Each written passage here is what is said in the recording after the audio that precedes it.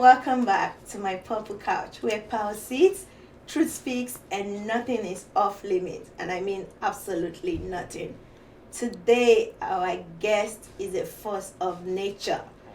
She is a wife, a mother, a lawyer, an advocate, entrepreneur, philanthropist. Yes, she wears so many hats and she makes it look so effortless. I'm talking about no other person than the founder of Jaiye, an eco-friendly baby products, diapers, different stuff. Like Jaiye does everything baby. She's also the visionary behind the Africa Sickle Cell Support Foundation.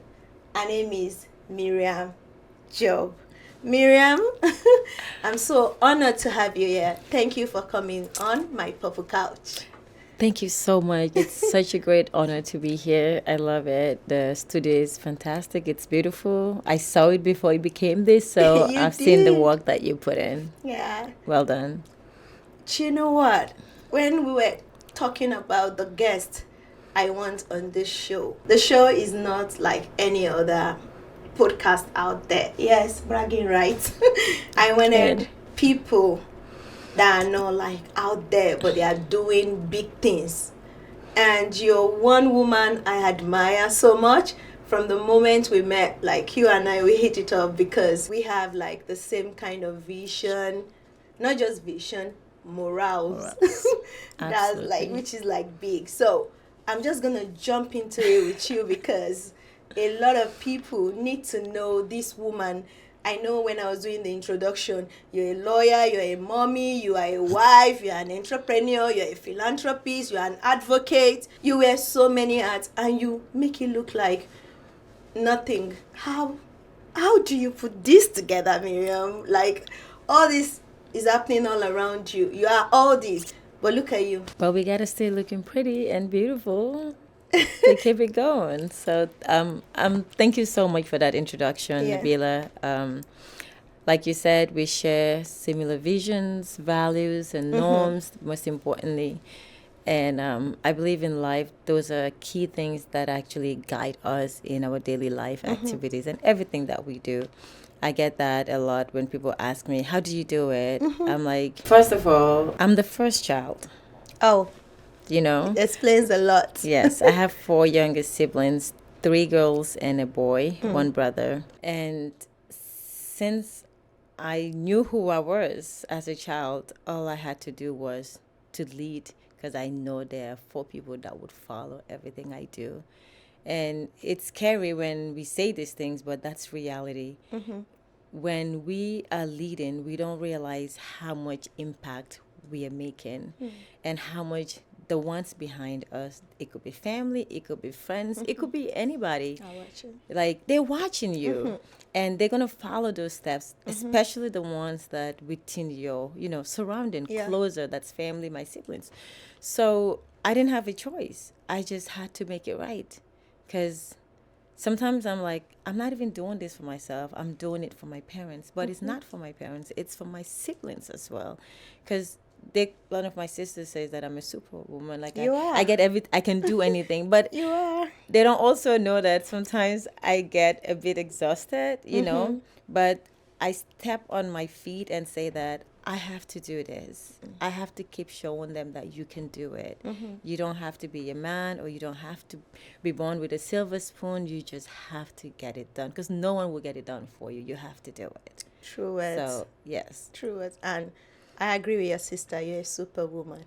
I try. It's not even being a superwoman, but if you're used to getting things done, you don't wait for someone else to get it done for you. You do it regardless. Sometimes I forget I have people that work with me and I keep doing their job, which I need to learn how to delegate. I have a problem with delegating. Even when I do, I come back to it and let me double check. So I actually spend time again to double check it to just ensure that it's quality and something that aligns with my vision that we're doing together as a team. And you know what? I think that's what makes you a great leader because for me, I say to people, just because you have people working for you doesn't mean you shouldn't be hands-on. No. Like for me, at some point, I don't even know how to delegate because I feel like I need to get those things done myself. And when I delegate, it's still not good enough. Like, I want to make sure that I watch, see, to make sure everything is perfect. And I think as a perfectionist, you wouldn't blame yourself for being thorough about everything you do. Absolutely. Okay. I totally agree. Let me ask you this. What has motherhood taught you about yourself? I'm going to repeat this often because I've always felt like a second mom. My mom tells me I'm the mother in the house because the gap between my third and fourth sister is huge. And I felt like a mom at a very young age. You know, they come to me like when I left Anchorage, Alaska. We grew up in Anchorage, Alaska, but I was the first person to leave home to come to Portland, to go to Portland, Oregon for university. Then my sister joined me. Then the other one joined. Then they all moved. My whole family moved. So motherhood is just something, and this is constant, teaching me that you have to bring people together. You have to be able to cater to not just people that you birth, but even people that are outside beyond your family. I like bringing people together. I like helping people together to come together and, you know, deliver results and work in team. So that's, if there's something motherhood truly taught me, is to mother beyond what I gave birth to. Now let's dive into one of the many hats you wear. Your company, Jaiye, beautiful name by the way. Thank you. And it's also eco-friendly. Where did you get that idea from? So all along, I had a consulting firm, New York business consultant, with a business partner, and I've helped people start businesses, bring their ideas to life, but I've never actually started a business. So when I was pregnant for Jaiye is my son, my first child. I was pregnant, and like every mom would do, you'll be out in the stores looking for what to buy, the things you need to get, you know, to get ready for delivery. And I remember one time I went online trying to figure out, I need to see what diapers to use. Then I saw so many reviews that was not pleasant to me. And most of them were like diaper rashes, skin irritations, like parents are not happy about. Then I would go for my bi-weekly appointments with my OB doctor. Then I'll talk to moms. I'll be like, what diapers would you recommend? Like, you know, what works for you? And they'll be like, just use whatever that you want to, because they all say the same things, but they don't do what they say. So you just got to use what works for you. And then I went home. I told my sister, I'm like, I'm going to start a diaper line. Wow. She's like, really? I was like, yeah, because I'm looking for diapers. I can't find anything that actually resonates with what's important to me, because I have sensitive skin. Like, I mean, very sensitive skin. Same with me. And if I have sensitive skin, and I know my husband does as well, then obviously what am I giving birth to? Perfect skin. Thank you. Absolutely not, you know. So I, got deeper into research, trying to find out what I can do. And the truth is, I honestly had no idea when I was doing this in the beginning. I didn't even know what to use. But then I read about bamboo fiber. I'm like, ooh. Bamboo? Yes. I'm like, I never heard of bamboo. And this is the honest truth. I did some research that it can be used for diapers. So I asked a manufacturer, I said, can you guys make diapers out of bamboo? They said, don't even go there. Just use cotton. It'll be cheaper for you and you'll make profit. I said, if it's just profit, I have a job. I can get money. Right? And I could do other things to get, money. But of course, we all go into business to make profit, but there has to be a value proposition in that aspect. And I said to myself, I said, you know what? I want to do bamboo. The lady convinced me that I won't make money if I do bamboo. Then she came back and said, we can try it, but, the fiber is expensive. She kept reiterating the word expensive. I said, you know what? I'm going to do it. I don't care how much I make, I'm going to do it because I know it's going to grow and we'll go there. That's how the Jaiye came to birth. Wow. Set it up, start, producing from low quantity to where we are right now. And you're big right now. And alhamdulillah, thank God, it's growing. We have parents that extremely love the product. We're building community upon community, teaching people about sustainability because we had this conversation. Bamboo Yes. is literally the fastest grown and naturally grown plant globally.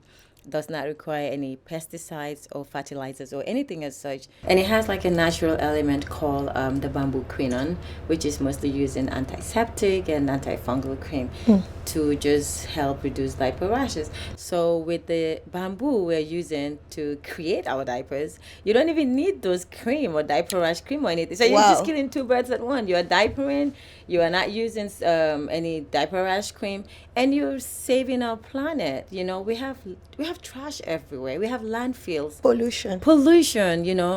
And these diapers, conventional diapers, I call them, they'll be sitting in the landfills for hundreds of years to decompose, which I doubt if they would ever.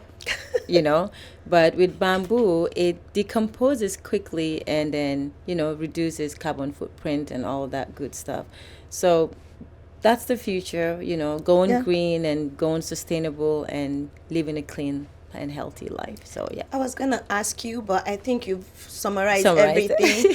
Because I wanted to say, how is Jaiye diaper different from the other conventional diapers? Well, absolutely. There's a huge gap. Yes, it's diapering, but as a conscious mother, like I am, and I know there's hundreds of them out there, thousands of them globally, that care about what they put on your child. And as a mom, I don't know if there's any mom that don't love your child, but if you truly love your child as a mother, you shouldn't be putting anything on your child that would damage their skin. Very true. At all. Like, you need to be conscious of your decisions. And these diapers are not expensive. They're about the same price as these things. So why you don't have to compromise what to put on your child and what's better for them. You have to be conscious decisions. You have to use clean product. If you're eating clean, you have to put clean stuff on your kids. And people, these are your babies. Yeah, because people right now, everybody will go, oh, I'm eating clean, I'm going green, I'm doing this. So why don't you do that for your baby? Why don't you do that for your child? Absolutely. I totally agree with that, And sometimes people think they don't know, but I just feel like, as a mom, you need to be very conscious of those decisions, Do you also think that it's actually lack of education for mothers? Because maybe some mothers might want to do better for their kids, but they do not know. Do you also think that maybe the lack of education, like educating like mothers on the right product to use on their children, is what's causing the problem? I totally agree with that, Nabila. There are still millions of moms that don't have access to the social media. Exactly. But there are still many that have access to it. I think it comes with comfort and not just wanting to grow sometimes.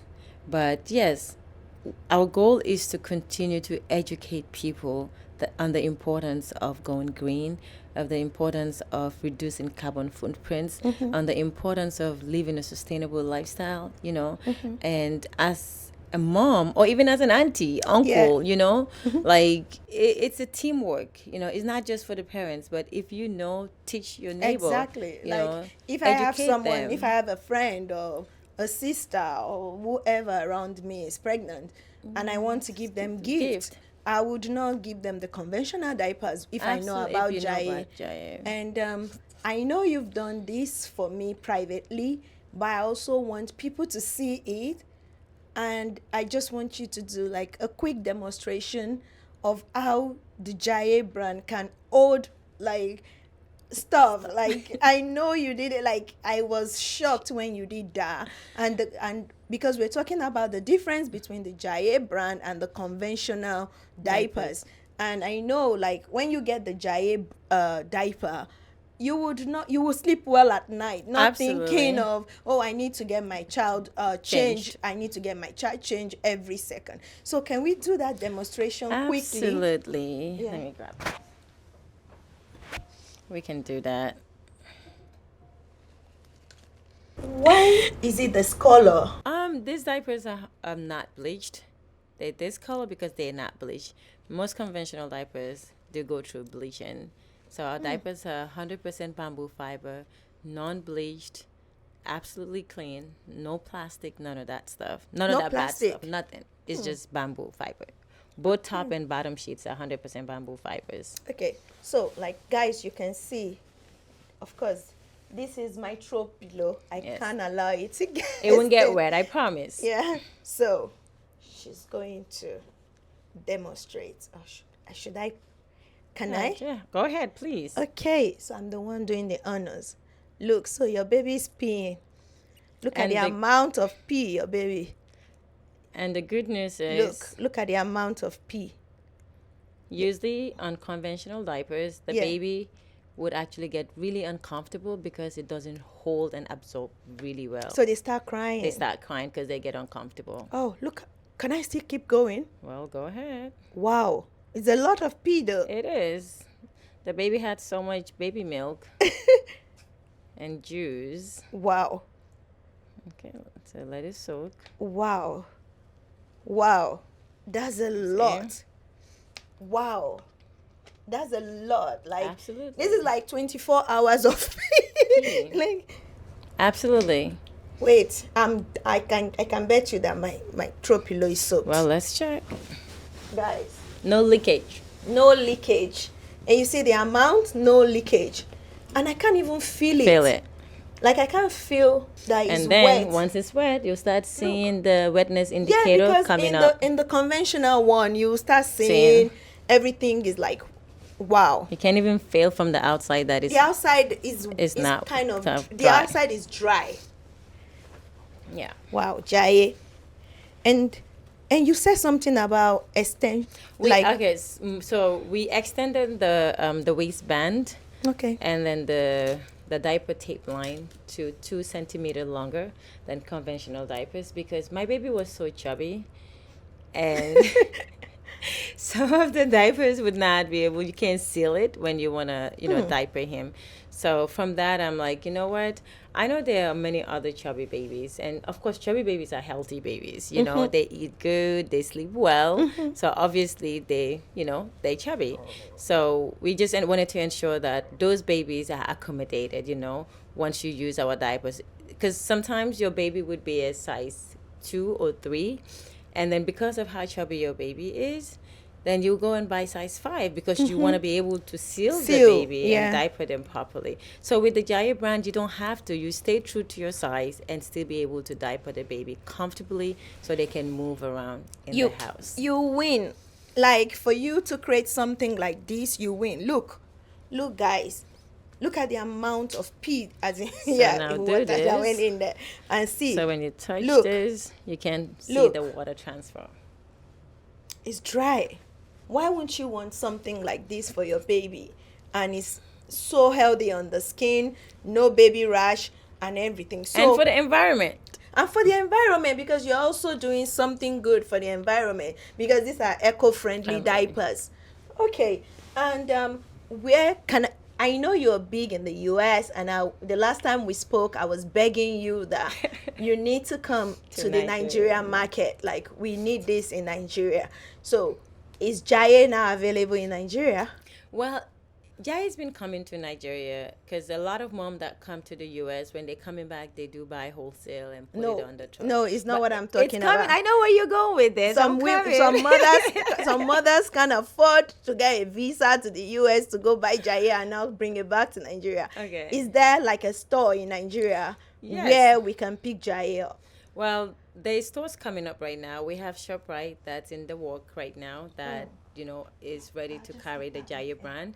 And once that finalized and ready to go, we'll announce it, and we'll have all the moms in Nigeria to be able to walk into every ShopRite within the whole Nigeria in the states that ShopRite is, so they can make this purchase. Okay, can we see the branding for Jaiye?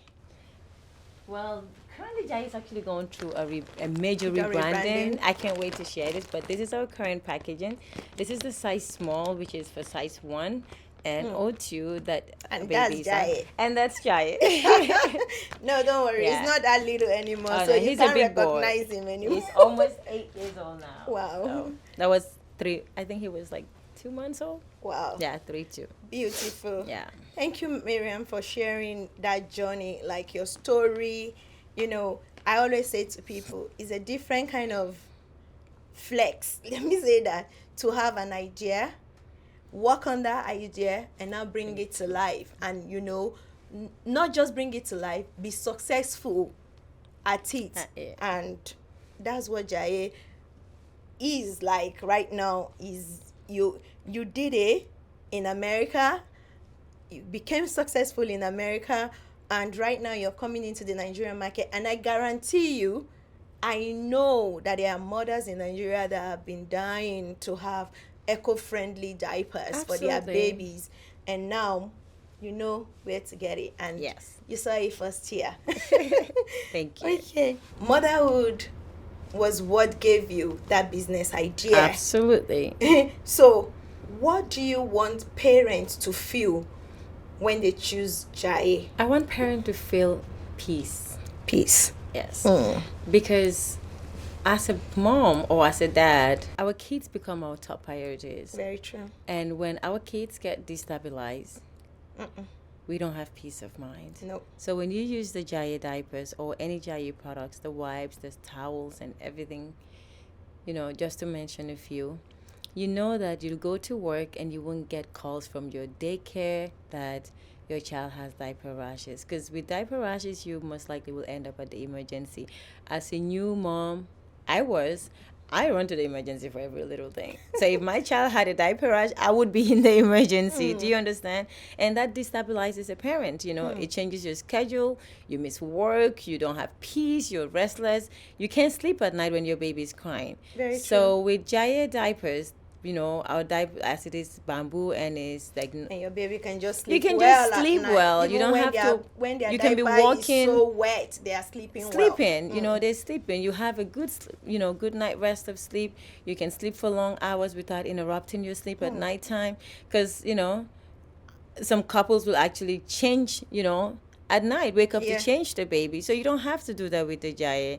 And you don't have to worry about your child having diaper rashes as well. And you're saving money and you're saving the earth. So it all goes back to comfort and peace of mind. Your child is in comfort and you as a mom, you have peace of mind and not stressing out. So, Perfect.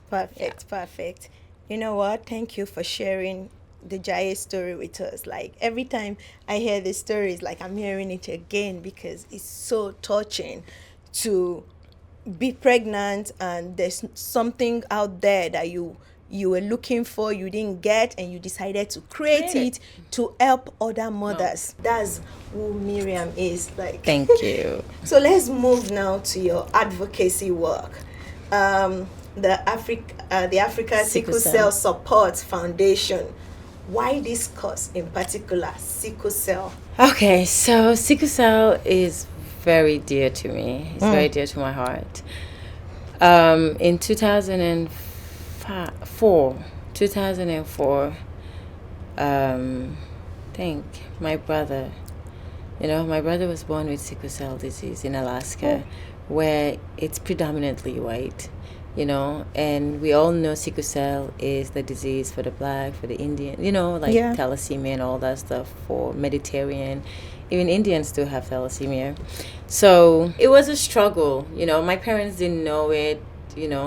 I didn't know it. I remember I was in high school and I learned a little bit about genetics. So when this whole sickle cell came in, it just shattered our whole family. It took a lot from us. So many countless night hospitalization, of my mom, my parents losing their jobs, it was a lot. So it's very dear to my heart. I run away from this topic a lot, but I'll be more than happy to share a part of that story with you here today. Thank you. And when I moved to Portland, Oregon, I started the foundation. I said, I want to create awareness, because one thing to have care, it's another thing to teach people to avoid it in the future. And until today, people need to be taught about sickle cell. There's so many people that don't know much about sickle cell. There's so many people that don't know what their genotypes are. They will tell you their blood type. So I started the awareness to support my brother, to support my family, and to also support our community by teaching them and educating them and creating awareness of the disease. So that way, another parent don't have to go through the struggle my family is going through. I know we had this conversation, and you said something like you had to pretend to have I sickle cell did. just to make your brother feel Absolutely, because okay. every How was that? holiday, Was that traumatic for you? it wasn't traumatic. It was more of building Support. hope, sort of. And because it got to a point that every holiday we spend it in the hospital.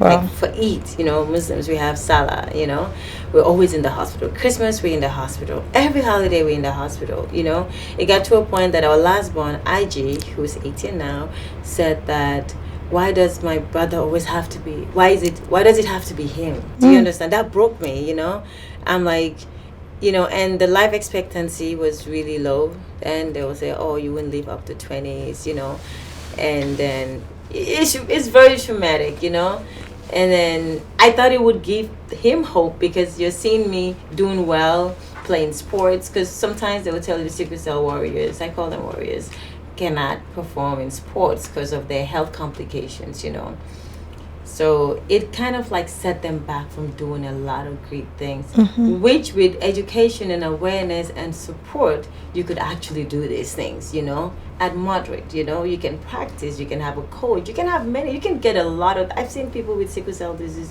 doing extremely well. And that's all because of the kind of support that they're getting. Do you understand? So with that, if you see someone that's going through that as a sickle cell, that will make you believe that, oh, I can do this thing too. I can get there. I have hope. So my goal was to create hope and foster that interdependence in these people's life.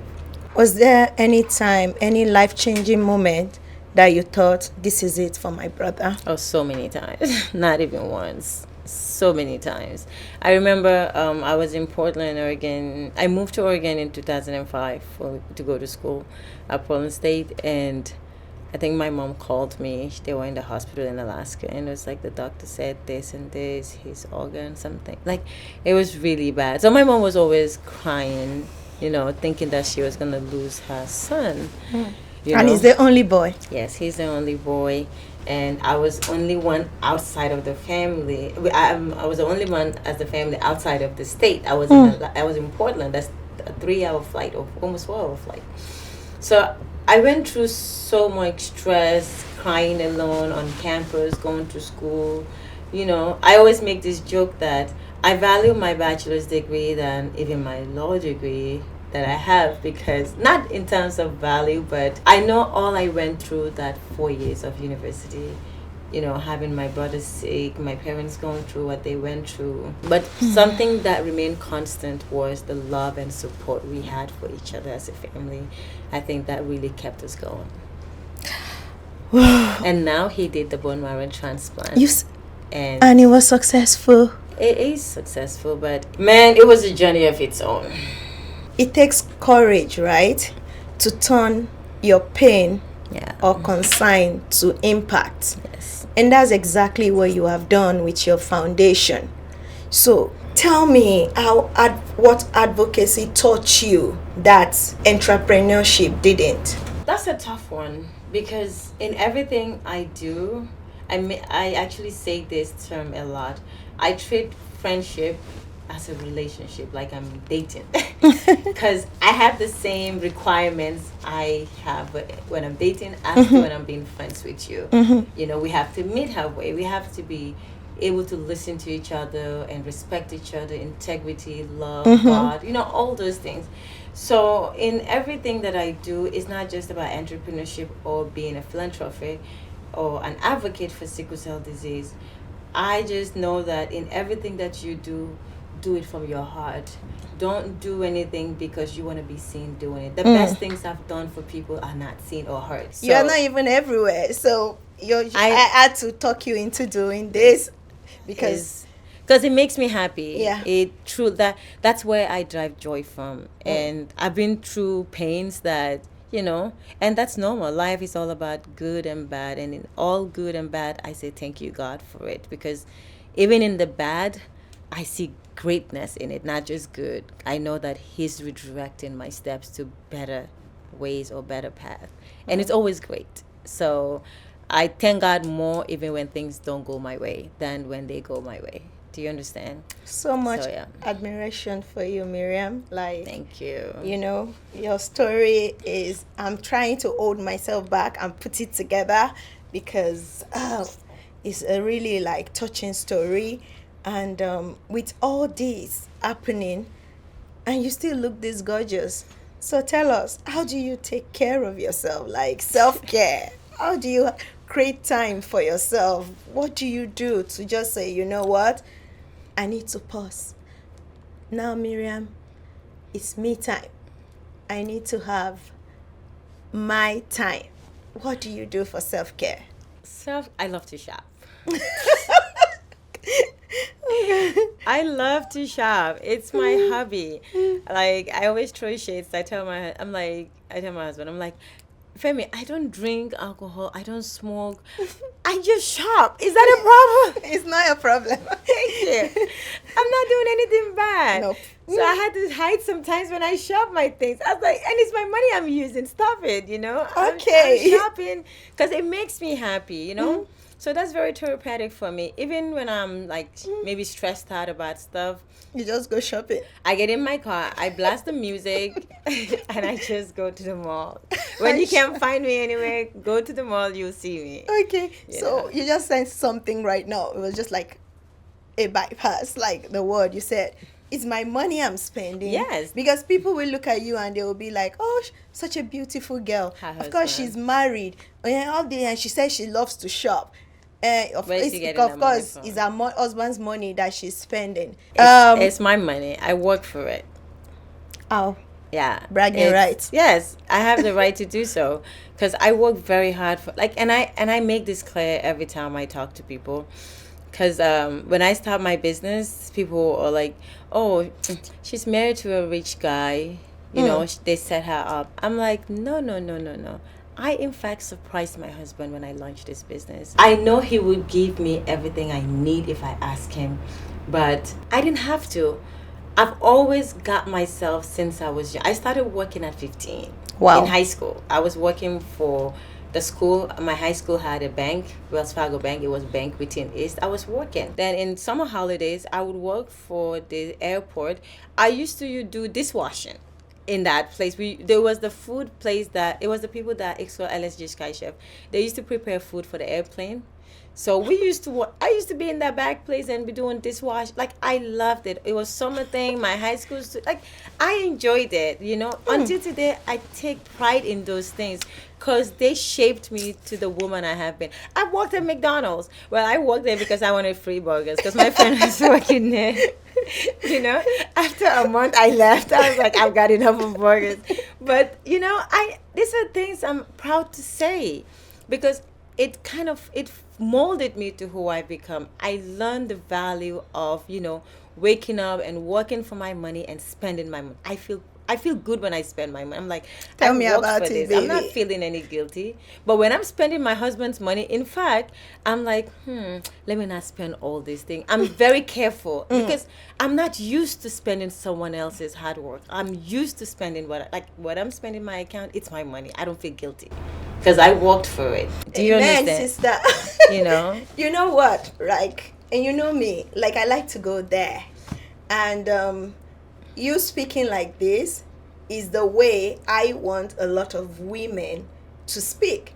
Is the mentality I want for black women, because for a long Absolutely. time black women have been put in a certain box, and you wouldn't even blame the society for putting us in that box, because you see other podcasts, I'm sorry, yeah, it's out there. It's And there. people go out there and they say things like, before a man can date me, he must give me 20 million, he must do this, he must buy me a car, can you afford one? Can I tell you one thing? Before I ask my husband for money, I'll go on my iPhone notes. I'll start practicing, baby. I'll practice how to ask because I don't know how to ask. And sometimes I feel like I'm so full of pride because I'm like, you know, I got this. I'm not going to do it. Because I hate someone telling me no. That's my thing. I don't like it, especially when it comes to something of my own need. It's not pride. It's empowering myself. It's called woman empowerment. That's the word, baby. You know, That's the word. it's- You see, that word empowerment is all I speak about. And I know, like, sometimes there are certain people I can't even hang out with anymore because they feel it's pride, because I don't know how to ask. And I feel like, I work hard for my money. So if I need to travel, why can't I buy my ticket myself since I can afford it?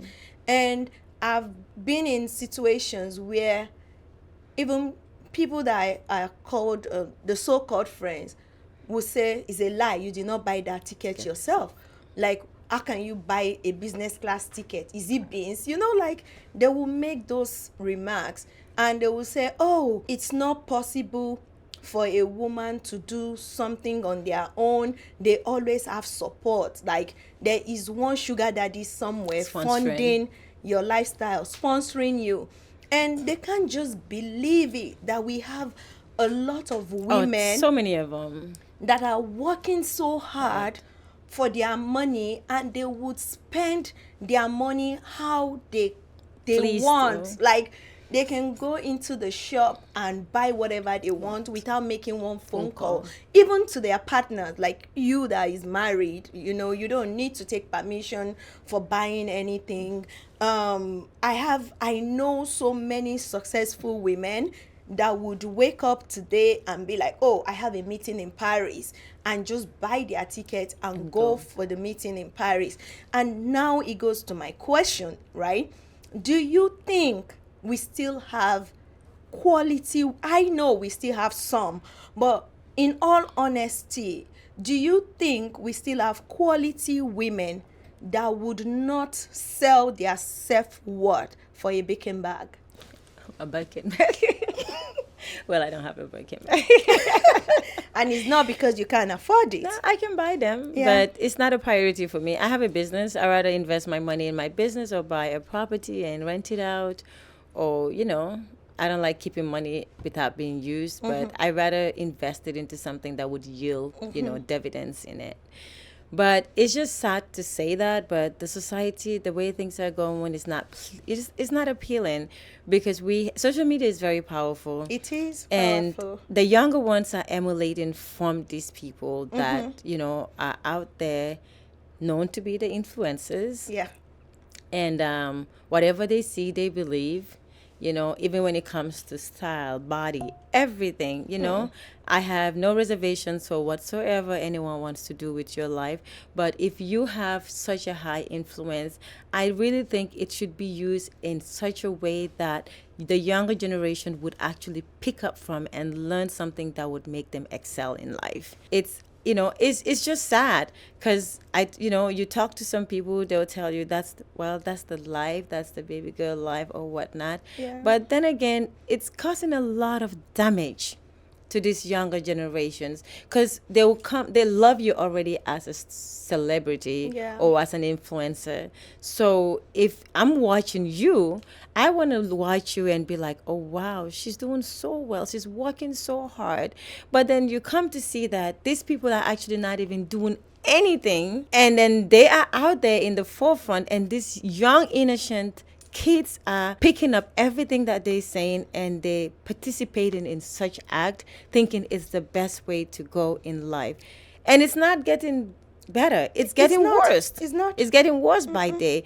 I see so many young people on the social media today, the way they dress, the things they say, the clothes they wear, the way they... I think it's become a shameless society. No, it's not even... It's become a norm. And I ask myself, what happened to all those values? Until today, my sister, like, we can't even do certain things. Exactly. Our parents can know certain things. No. Do you understand? And it's like these days people are okay with doing whatsoever. I'm like, you don't have the fear of saying, oh, what if my dad sees this? Or what if my mom sees this? Do there are sometimes I see some things on social media. If I do this, my mom would kill me. As say, married as I am right now. And I will say, oh, do these people have a family? Do they have a mother? Do they have a father? It's sad. Do they even have an extended The family? family. Because remember, then they will say, oh, a child is raised by The community. the community. So it's not just your parent that is raising you. Because when people like us were growing up, if you do something bad, the neighbor would even beat you before, Or would go tell your or parents. we go report you to your parent. No, there's nothing like Oh, that. no. And also, I see like these influencers, sometimes they will go on the social media space to say, oh, why should people see them as role model? Don't you have a father? Don't you have a mother? But what about the power of social media? It's just like having a child and sending your child to the school. As a parent, you can do everything right at Yeah. home. But once a child steps out of that house, it's the people they associate with that they will pick up different things from. Yeah. So you are not just, it's hard to be a parent in this day and age. It's It is. so hard. I feel sorry for I feel so parents. sorry for parents. Like, we can only do what we can and pray to God that our kids are associated with people who share similar norms and values Yeah. systems with. Do you understand? Yeah. Because what's happening is terrible, it's bad, it's sad. Is It's really very sad. Is really disheartening, is heartbreaking, but like we are not Georginas, like they call us. Like we can't judge anyone's lifestyle. And for me, I also feel like we are not saints, right? Nobody But is. the truth is, at some point, you would just know it's time to put my shit together, because how long can this lifestyle? And those things that goes on the internet, Nabila, you got to remember, it stays there forever. Forever. If it's not there, someone has recorded it, and it would be somewhere. And when I think of myself as a mom, as a sister, as a friend, I think of legacy.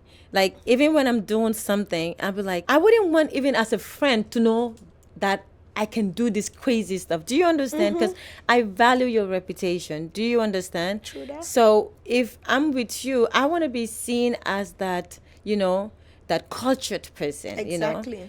Like, I want you to be respected. I want you to be, like, I don't want to go places whereby it's like I'm misrepresenting you as a friend. Or someone will ask you, have you been with some friends before? Or you post a picture with a friend and someone asks you, what are you doing with that person? Thank you. It happens. Do you understand? It happens every day. And another thing is, there's not even because sometimes when you're at a certain age, like they say teenagehood is very critical. Teenagers do a lot of crazy stuff, but there's a gap between that teenagehood to your early 20s, I think, and then that's when you should start molding your yourself, life, building it Yeah. up. Do you understand? Because there's something I read yesterday. It says that if you don't do the critical things at your 20s, you'll spend your whole 30s trying to fix yourself. Very true. Do you understand? And I believe that. I completely believe that. I've been at job interviews where these directors are like, how old are you again? I'm sorry, because you can't ask someone their age. But how old are you again? How you got all these things done? I was like, I started early because I didn't want to work too hard in my 30s, you know? Because when I say to work too hard, not meaning work to earn money, like building myself again, because you're supposed to do that. Yeah. And there's no time frame for that. There's mistakes in life. Correct it. We will and definitely we make all mistakes. make mistakes in life. We will definitely get influenced at some point. We will definitely do things we're not proud of. But the ability to say to yourself at It's some enough. point, like, enough is enough. I need to put my shit together. And I think for someone like me, that was what I did with my life. Just turn it around. Absolutely around. Absolutely. Okay. And there's a lot of great success people that have turned lives around. Yeah, a lot of people. When you yes. hear stories, strippers turn to entrepreneurs. Successful. Even porn star becoming a pastor.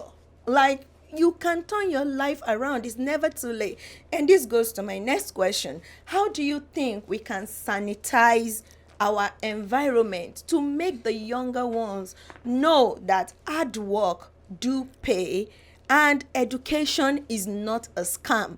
Because right now, I remember growing up, your parents want you to either be a doctor, a lawyer, an engineer, an accountant. But right now, it's like everybody just wants to be an influencer because they feel that's what we give them that money. And some people will be like, how can I go to the office and work for just 100,000 a month or 150,000 a month when there is someone that can fund that lifestyle, like that can give them that money? How do we sanitize our environment to instill those morals back into the younger generation that education is not a scam and hard work does pay? Okay, Nabila, you're already doing it. You started the purple couch. Thank you. So that's the first step, you know. You're having these honest conversations. Excuse me. This is a great start, right? And the truth, But I can't do it alone. Yeah, it comes as a teamwork, right? And another way to get this, there are fantastic people on social media that have huge fan base followers that people genuinely love. They love them. You know, it's not a one person's job. Yeah. It's a teamwork.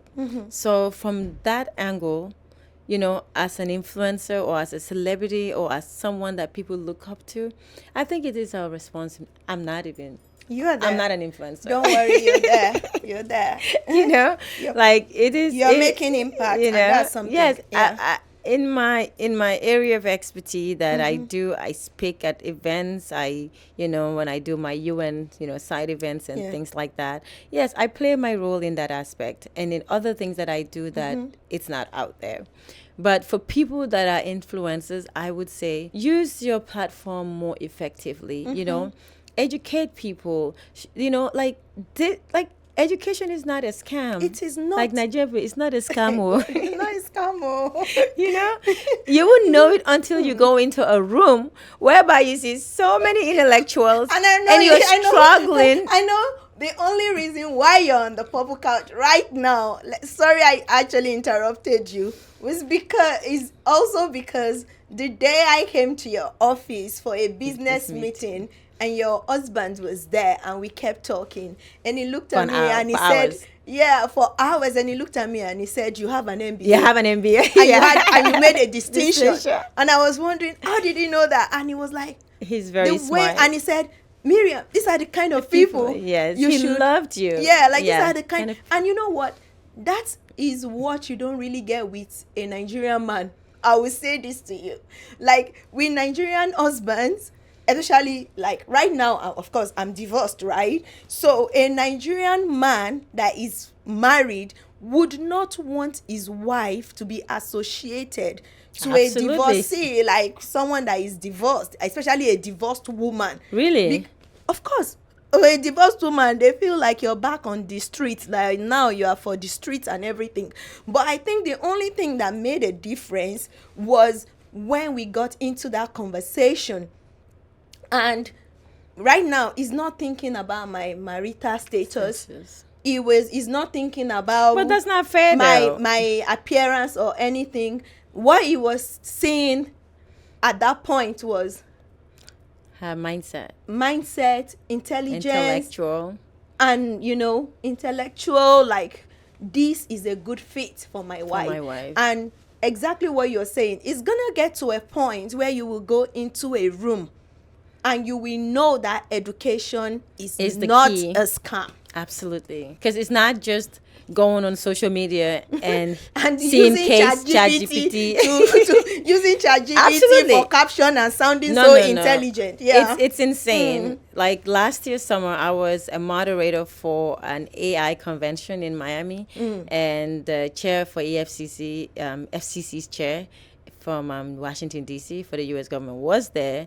And so many other amazing individuals. And there was a conversation on AI and how it's disrupting the nation and all that stuff.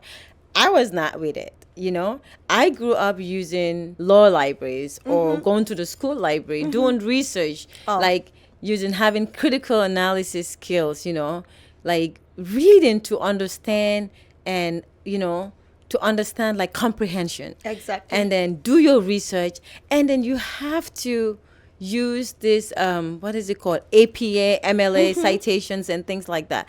This generation, I doubt they would know how to do none of that stuff, because How would they everybody's know? so consumed with I'm doing the rebranding, and I was struggling with something, and someone was like, Miriam, use AI now. I said, nope, I'm not using AI. And you know what? I'm not. I'm glad you said this, because I went for a conference in Brighton a few months ago. Oh, nice. I love the beach. Yeah. It was a PR conference, and they were talking about maybe in a few years' time, a lot of people will be out of their jobs because AI would take over. And for our kind of industry, people were saying, no, oh no. But the argument, what I took out of that conference is, you do not need AI to think for you. Nope. What you need AI to do is to polish stuff for you. Absolutely. You must use your own brain, Right. because, and once you stop using your own brain, this is something about our brain. It's like It shuts down. It shuts down. Once you stop using your own brain, then you can't get things done anymore on your own. You become codependent you would on be that. you will be so shocked at, you just want to do a little thing and you will find out your brain will not respond. Absolutely. You will not be dependent on AI to help you. Like I always say to my workers, when I see some things, I'll be like, no, go use your brain. Because I have to write press release like almost every time. I cannot sound robotic. No. And a lot of people in that conference, what they said is, right now, press release from different agency, they now sound the same, because everybody is using AI. They are using jargons. They are using the words that normally they would not say.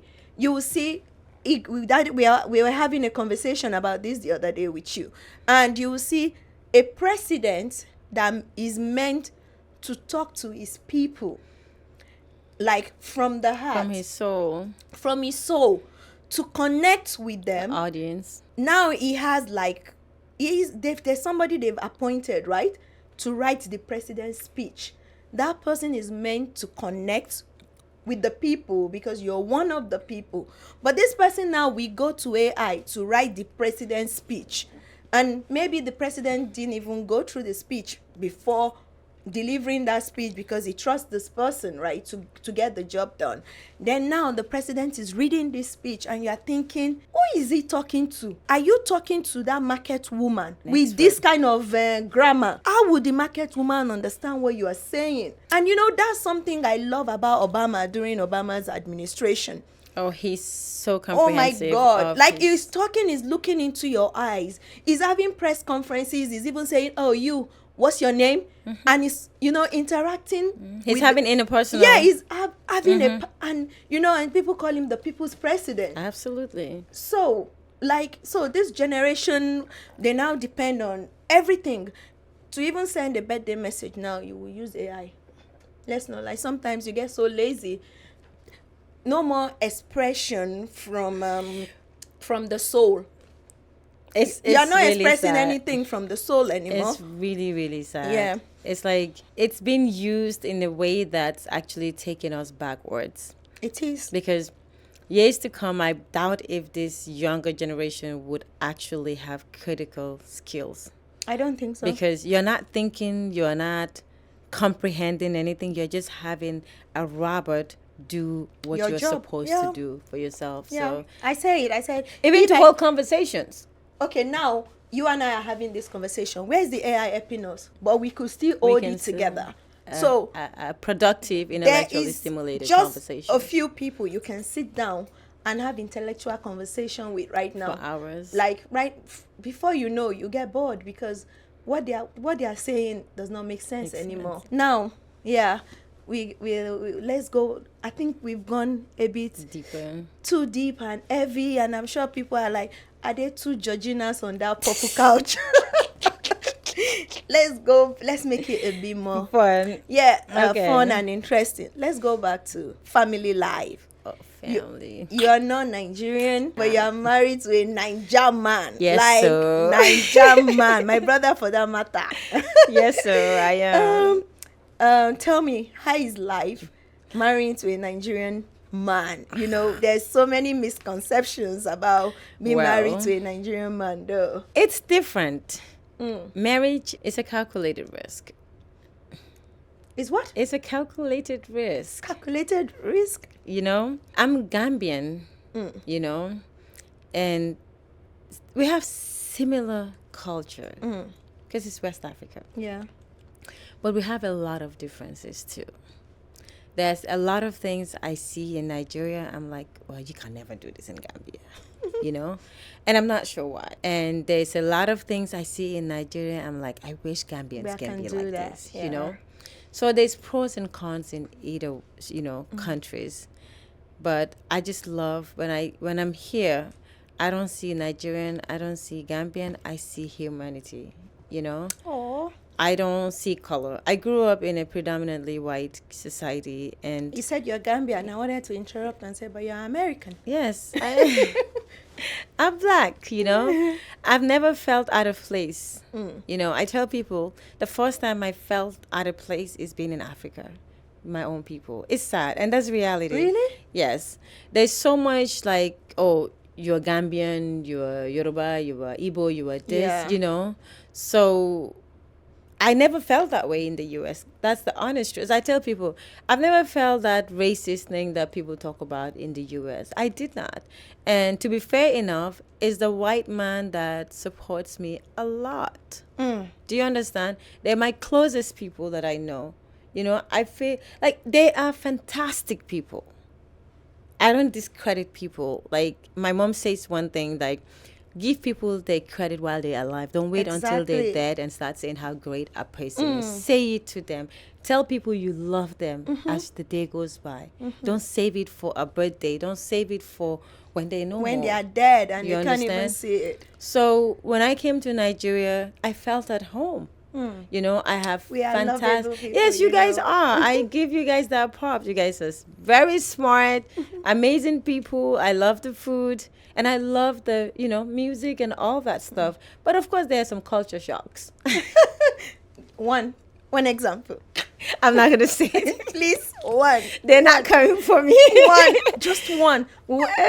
Believe me, I won't judge you. I'm Nigerian, so I won't judge you. Just one. No, I like people. It's like a lot of things are acceptable here. Like what? A lot. like what? Nabila, leave me alone. Like what? Like a lot of stuff. Like what I feel stuff? like Nigerians have like that Western lifestyle. Like dressing anyhow. Okay, is it Not just the anyhow dressing? bad, but being very Western. Yeah. Okay. Nigerians are very Western. They adopted Say that it. Western lifestyle. You're a lawyer. I'm going to say it. You're now. not gonna make me say it. I'm going to read it to I'm you now. politically correct. You better say it or forever hold your peace if you are not saying it right now. No, like they have more freedom. Okay. So is it about the freedom? Yes, because I'm from Gambia and there's so many things I see here. Like I'm freedom with what? With relationship? with relationships, With marriage? lifestyle. Marriage? Yeah, somehow. Okay, let's not go there. But overall, I love Nigerians. You guys I are know the you do. smartest. You're here, so you. No, forget that. You guys are the smartest people global. I tell people this. Are you joking? The best doctors, the best lawyers. Are you joking? Bragging, the soccer players, you bragging name it. rights. You understand? Bragging rights. Women are beautiful. Like, I have Nigerian friends. I was gonna ask you that. Do you have a lot of Nigerian Not friends? a lot. I have like at least 3 to 4 great friends in Nigeria here, and they are amazing people, Okay. Okay. You're always busy working on projects. Do you have like an upcoming project? I love fashion. Yeah. So 9 years ago or 8 years ago, when I had just got married in Nigeria, I came and I like to shop. I told you that. So I'm really good at picking up nice items, like things that would last lifetime. I don't like trends. Like, I love things that you can wear for like 10, 15. I have clothes I still wear from 10 years ago. I do too. Do you understand? So I started buying and then reselling Oh. from key stores like Nordstrom, Neiman Marcus, and Saks Fifth Avenue in the US. So I was doing that. And then recently I said, you know what? I'm going to do this at a professional scale, at a larger scale as well, and call it Maison Telepathy. Whoa. Yes. You better go trademark that name after you put it out there. I'm telling you, Maison Telepathy. And I have a lot of people that ask me, why you want to use telepathy? I said, because every time I wear something, people tell me they want it. So I basically know what you want before you tell me. Yeah. So that's been telepathy. So Maison Telepathy, the house of telepathy, where you come and your style and It's already it's waiting already for waiting you. for you. Yeah. So I have that, and I'm launching that in a few days. In few days. Yes. And I haven't gotten an Of invitation course you yet. are you actually getting Maison Telepathy. So I have that, and I just like to evolve myself. I get bored easily. So whenever I'm bored, I want to enroll in something. So I just got my license as a private investigator in the state of Oregon. Wow. And other things. When I started my PhD, like Nabila, you know now, you're a doctor already, so I'm just following your footsteps. I never be loyal. See, I see what you're doing. Like the first day we met, we spoke for hours. I know that meeting went on, and I think right now we are forgetting We are ourselves. forgetting we're on a set. On a set, and we're just going and going and going and going. Okay, guys, with Miriam is a master class. Like I always say it. When it's the purple couch, is a master class, is real life, is raw, is the truth. We speak the truth here. So we need to round off, but before we let Miriam go, I still need to put her on the couch. I don't want to say on the hot seat, on my purple couch. I need to ask her some rapid fire questions. Okay. So Miriam, you don't have to think too much about this. Like I throw it, you give it back. Okay, so what? One thing mother will touch you fast. Raising people that are not your birth child. Whoa, nice. Your go-to stress reliever. Shopping. Favorite part of running your business. Talking to people. Wow. A mantra you live by right now. Saying no. Oh, I learned that too. yes. I said it's no. The most difficult, but yes. It makes me happy. I was happy when I said no to something I could do, and I said no, I'm not doing it. Yes. Okay. One product you always recommend to new moms. The Jaiye non-bleached bamboo diapers. Absolutely. One advice you would give to your younger self. Be your true self. Oh. Something no one tells you about entrepreneurship. Boy, you're going to work all day, all night. You wake up at 3 a.m. You remember an email, you send that email. Yes. Oh, God. Yeah. Oh, my God. Miriam, thank you for sharing your honesty. Thank you for being vulnerable. Thank you for being raw. Thank you for just putting it out there. Like, I feel the younger generation needs to know that we still have people like you doing great things. Like women can have it all. They can juggle it. You're a mom, you're a wife, you're an entrepreneur, an advocate, a philanthropist, a lawyer, and even, I forgot to add, a speaker because you go around the world speaking to people. So to my lovely viewers, like you guys, I always say, are the absolute superstars. Thank you for watching, and don't forget to subscribe, to share, and to like. And what would I leave you with? You can be whoever you want to be. And it's never too late to rebrand yourself. Yes, we all make mistakes, but the ability to tell yourself, enough is enough, I need to change my life, is what makes you. Until next time, stay fabulous. Bye.